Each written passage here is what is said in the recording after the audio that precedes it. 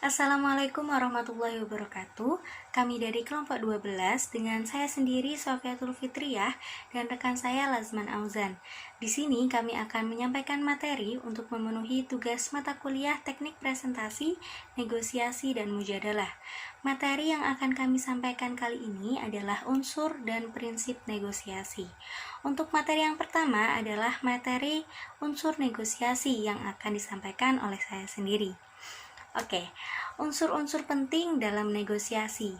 Dalam melakukan negosiasi, tentunya terdapat beberapa unsur penting yang perlu diingat dan diketahui oleh negosiator.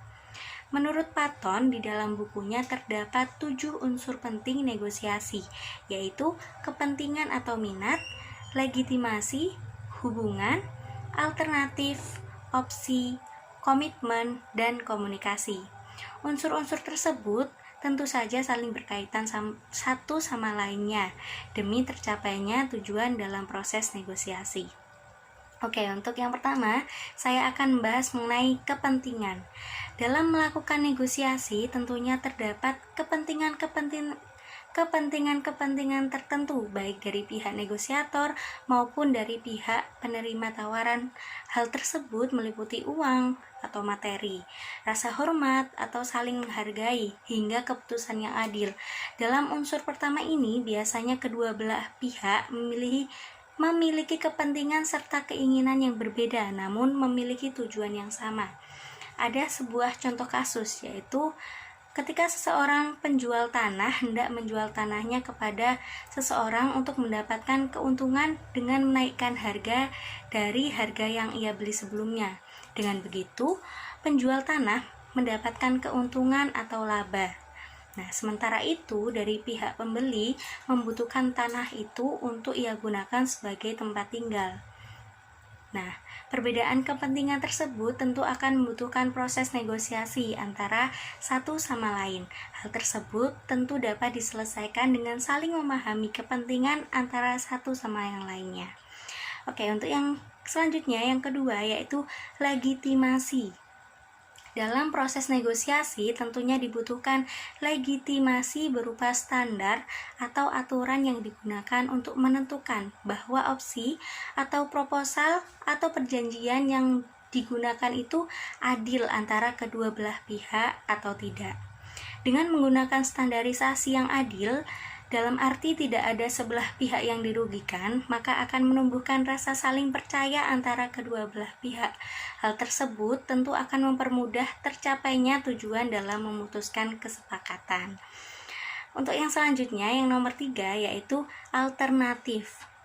Dalam proses negosiasi, tentunya terdapat beberapa hal yang tidak terduga dalam mencapai suatu kesepakatan.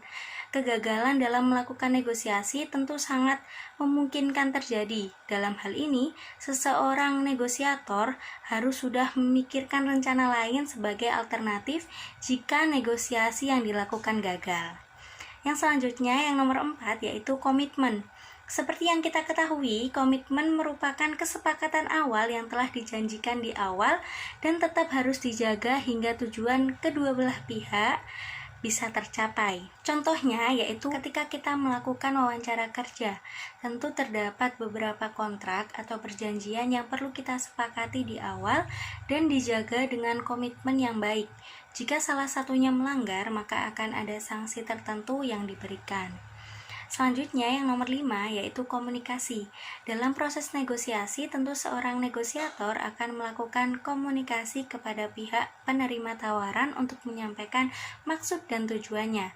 Hal ini dapat dilakukan secara verbal maupun nonverbal atau langsung maupun tidak langsung. Selanjutnya, yang nomor 6, yaitu opsi atau pilihan. Opsi yaitu kesepakatan yang memungkinkan atau bagian dari kesepakatan yang potensial dan mungkin untuk disepakati oleh negosiator. Dalam melakukan proses negosiasi tentunya terdapat beberapa pilihan yang ditawarkan kepada pihak penerima tawaran. Contohnya adalah seorang pedagang buah mangga yang menawarkan berbagai jenis mangga dengan harga yang berbeda-beda. Tentu pihak pembeli bisa memilih jenis mangga apa yang dihendaki untuk dibeli dengan harga yang telah ditentukan. Oke, untuk yang terakhir nomor 7 yaitu hubungan atau relasi. Saling tawar-menawar dengan mengajukan penawaran merupakan hal utama pada proses negosiasi. Beberapa kasus negosiasi yang tidak berhasil tercapai dengan baik dapat memecah belah suatu hubungan antara pihak satu dengan pihak lainnya. Dalam proses negosiasi, tentu sangat penting bagi kita menjaga hubungan baik antara satu sama lain, karena setelah terjadinya proses negosiasi yang gagal, mungkin saja akan ada beberapa tawaran menarik yang saling menguntungkan kepada pihak relasi tersebut. Hal ini akan membantu keberhasilan proses negosiasi yang dilakukan selanjutnya. Sekian penjelasan yang dapat saya sampaikan mengenai unsur negosiasi. Untuk selanjutnya, materi prinsip negosiasi bisa dijelaskan oleh rekan saya yaitu Lazman Azan. Ya, selanjutnya saya akan memberikan materi mengenai prinsip negosiasi. Menurut Sarjono, prinsip negosiasi memiliki 4 pengertian. Yang pertama, transparansi. Yang kedua, akuntabilitas. Yang ketiga, keadilan. Dan yang keempat, saling menghargai dan menghormati. Yang pertama, yaitu transparansi. Transparansi merupakan kejujuran, namun bukan berarti tidak diperbolehkan menentukan taktik. Taktik yang dilakukan bukanlah suatu kebohongan. Dalam suatu negosiasi, seorang dapat menentukan suatu taktik yang tidak mengandung unsur kebohongan. Hal tersebut disebabkan akan dapat merugikan pihak lain yang terlibat dalam negosiasi. Yang kedua, ada akuntabilitas. Akuntabilitas yaitu merupakan dapat dipertanggungjawabkan.